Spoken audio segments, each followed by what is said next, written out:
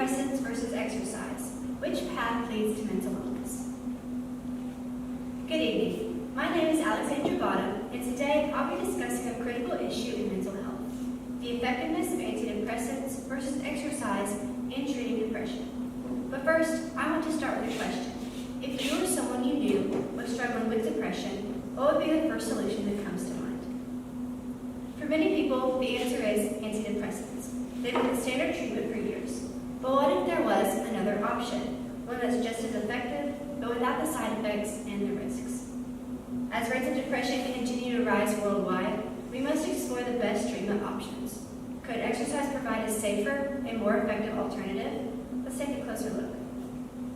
Before we begin, I would like to outline the presentation. It includes key terms and definitions regarding depression, traditional treatment methods, an explanation of how antidepressants work, challenging the validity of the chemical imbalance theory, how exercise should be used as a treatment for depression, comparing the safety and effectiveness, and how to implement exercise as a treatment option. Let's define some key terms. Understanding these concepts will help us better evaluate the differences between antidepressants and exercise as used treatments for depression. These terms include depression, antidepressants, neurotransmitters, neuroplasticity, endorphins, BDNF, and HPA axis. The first term we'll define is depression. It's more than just feeling sad. It's a serious mental health disorder that goes beyond temporary sadness. It's characterized by a persistent feeling of sadness, a loss of interest in activities, fatigue, and difficulty concentrating. The World Health Organization ranks depression as one of the leading causes of disability worldwide, affecting an individual's mood, leading to feelings of hopelessness, worthlessness, or irritability; physical health, causing sleep disturbances, changes in appetite, and chronic pain; and also just daily functioning, causing difficulty maintaining relationships, causing a work performance decline, and a lack of motivation. While antidepressants are commonly prescribed, not all cases of depression require medication, and alternative treatments, such as exercise, are proven to be highly effective. The next term we will define is antidepressants. How do they work? They're medications designed to alter one's brain chemistry to improve mood and reduce symptoms of depression. The most common types include selective serotonin reuptake inhibitors, which increase serotonin levels. Medications that do this include Prozac and Zoloft. And the other type is serotonin norepinephrine reuptake inhibitors. This affects both serotonin and norepinephrine. Medications that do this include Cymbalta and Effexor. While effective for some individuals, they come with side effects such as weight gain, emotional blunting, fatigue, and dependency risks.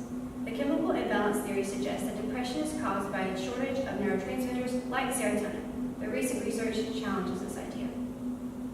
The next term we'll define are neurotransmitters. They're the brain's chemical messengers. They are used to transmit signals in the brain to influence emotions, behavior, and cognition. The most important neurotransmitters in depression treatment are serotonin, which regulates mood, sleep, and emotions; dopamine, which is associated with motivation, pleasure, and reward; and norepinephrine, which helps with alertness, focus, and energy levels. Antidepressants work by increasing the availability of these neurotransmitters, but this alone does not fully explain how depression works. Exercise naturally increases these neurotransmitters, making it a non-pharmaceutical option for improving mood. The next term we will define is neuroplasticity. It's the brain's ability to adapt and heal.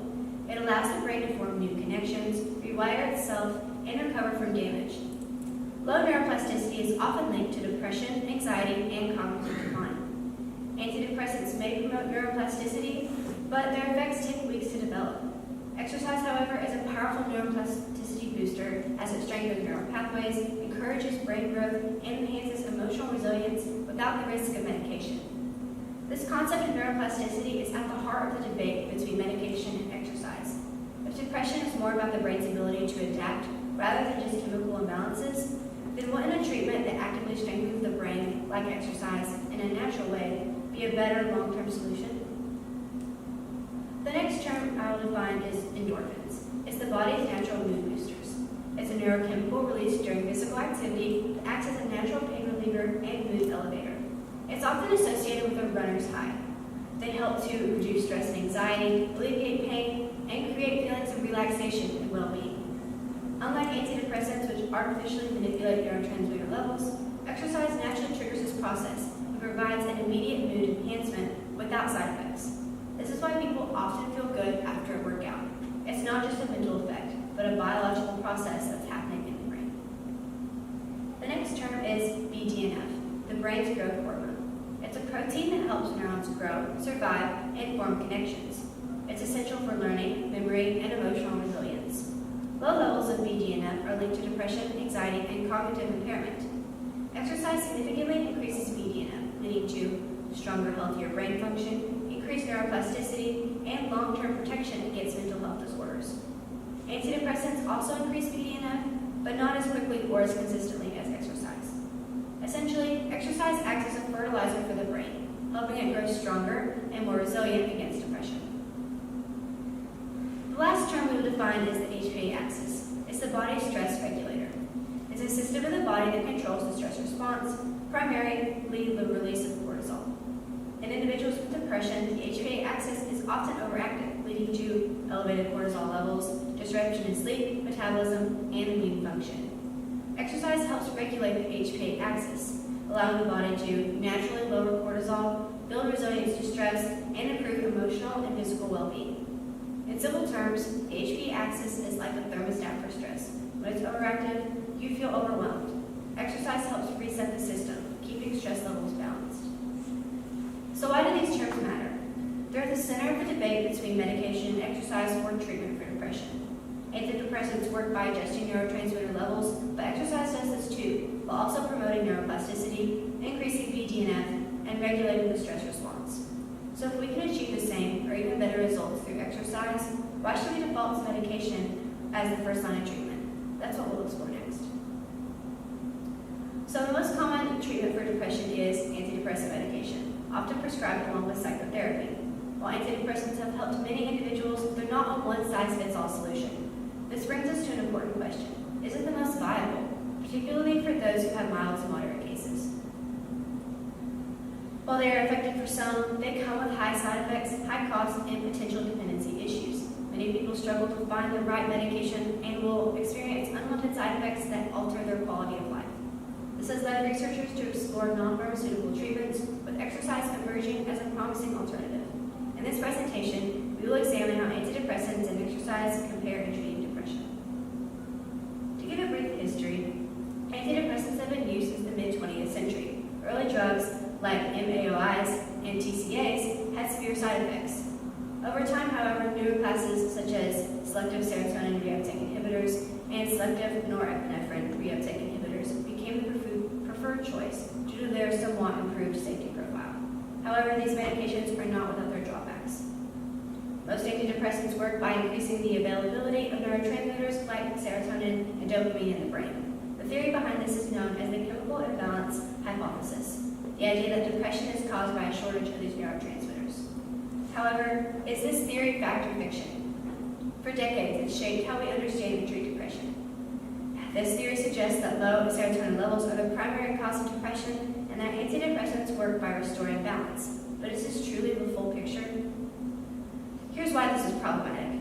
If depression is solely caused by a serotonin deficiency, antidepressants would provide immediate relief, yet they often take weeks to show noticeable effects. This delay suggests that there's something more complex in play. Many researchers now believe that the serotonin deficiency is the reason for why people feel this way about depression. Many researchers think that it's not just about serotonin, but it's about the brain's ability to adapt, reorganize, and form new connections, a process known as neuroplasticity. Emergent studies suggest that long-term benefits of antidepressants may stem from their impact on brain structure rather than their immediate effects on serotonin levels. While antidepressants do increase serotonin, their most significant effects come from the way they gradually reshape neural pathways. The fact that they take time to work suggests that this theory says that there are deeper changes in the brain rather than merely correcting a simple chemical imbalance. This is where exercise becomes particularly important. Research has shown that physical activity can enhance neuroplasticity in a way that's both effective and free of potential risks associated with medication. By promoting the growth of new neural connections and improving overall brain function, exercise offers a powerful, natural way to support mental health. Now let's look at exercise. Research has consistently shown that physical activity positively affects mental health. But how exactly does it work?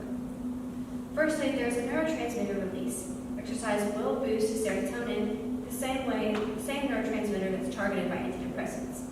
This immediate increase in brain activity can enhance mood, reduce stress, and promote relaxation in the short-term way. Secondly, there is an endorphin release, also known as the runner's high. Exercise increases endorphins, the body's natural painkillers and mood elevators.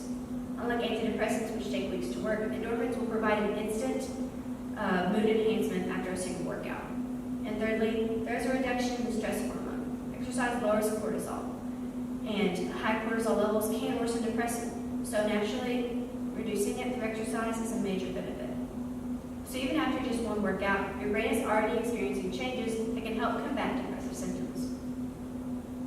Beyond short-term mood boosts, regular exercise brings long-term changes to brain structure and function. This is where it becomes a truly powerful tool in treating depression. Firstly, it promotes neurogenesis. Exercise stimulates the growth of new neurons in the hippocampus, an area of the brain often shrunken in people with depression. This directly counteracts the brain atrophy that can occur with chronic stress and depression. Second, it strengthens neural connections. Exercise increases BDNF and allows the brain to grow and repair reform connections on its own. This is essential for long-term mental resilience and is a key reason why exercise helps with preventing relapse into depression. When comparing the two, antidepressants will increase BDNF, but only in certain individuals with potential side effects, while exercise does it naturally and consistency, without dependency or withdrawal risks. This means that while antidepressants may temporarily alter brain chemistry, exercise is actually helping the brain repair itself in the long term. Exercise also regulates the body's stress response. People with depression have an overactive HPA axis leading to high cortisol. Regular exercise teaches the body how to handle stress more effectively, lowering the baseline stress levels over time. Instead of numbing symptoms, exercise helps retrain the body and the brain to be more resilient against stress and anxiety. And thirdly, there is sleep improvement. Many people with depression struggle with insomnia or poor sleep quality. Exercise improves sleep by increasing slow wave sleep or deep sleep, which is crucial for emotional regulation. And it also reduces the nighttime cortisol spike, which helps the body wind down more effectively. Better sleep means better mood regulation, which helps to reduce depression naturally. There are also psychological benefits that are beyond the biological effects. Firstly, it provides a sense of accomplishment and control. Depression often leads to feelings of helplessness and a loss of control in one's life. Completing an exercise session gives an immediate sense of achievement, reinforcing the belief that one can take action to improve their own mental state. Second, it provides routine and structure. Many people with depression struggle with a lack of motivation and structure. Regular exercise creates healthy routines, reducing feelings of aimlessness and improving daily energy levels. And third, it provides social interaction and support. Group exercises, sports, and even just going for a walk outside can help reduce isolation. Studies show that exercising with others increases adherence and provides additional mental health benefits. This means that while antidepressants alter brain chemistry, exercise actively changes one's mindset, behavior, and lifestyle to lead to a more sustainable recovery. To compare the safety and effectiveness, antidepressants may be beneficial for some, but they also carry risks, including dependency and long-term reliance. Many patients struggle with side effects that negatively impact their quality of life. Exercise, on the other hand, has virtually no side effects, other than the occasional muscle soreness. However, one challenge is adherence. Many people with depression struggle with motivation, making it difficult to stick to an exercise routine. It's also difficult for those who are physically incapable of exercising. This is where antidepressants or psychotherapy comes into play. That being said, however, for those who are able, the benefits far outweigh the challenges in using exercise as an antidepressant. Now that we've explored the scientific and psychological benefits of exercise, let's take a look at how we can implement it as a primary or complementary treatment for depression. So what type of exercise works best? Studies show that both aerobic exercises like running and cycling and resistance training such as weightlifting can significantly reduce depressive symptoms. The key is consistency. Patients should aim for at least 30 minutes of moderate exercise most days of the week. Of course, however, barriers exist. Lack of motivation, time constraints, and access to facilities can be challenges. Solutions include, however, structured programs, workout partners for accountability, and community-based initiatives that encourage physical activity. For future directions in treatment, integrating exercise more broadly into standard depression care could create a more sustainable, patient-centered approach. Ongoing research aims to optimize how exercise can be combined with other treatments to enhance overall outcomes. To summarize, antidepressants and exercise both have roles in treating depression. However, the chemical imbalance theory is outdated, and newer research suggests that neuroplasticity is key. Exercise stands out as a safer, more effective, and holistic treatment option for mild to moderate depression compared to antidepressants. Its ability to improve mental and physical health, along with its lack of harmful side effects, positions it as a superior alternative to pharmaceutical treatments. To give my final thoughts, future research should continue to explore the nuances of exercise therapy, including its integration with other treatments and strategies for improving adherence. This thesis is a call to healthcare providers to recognize the value of exercise and actively incorporate it into standard care.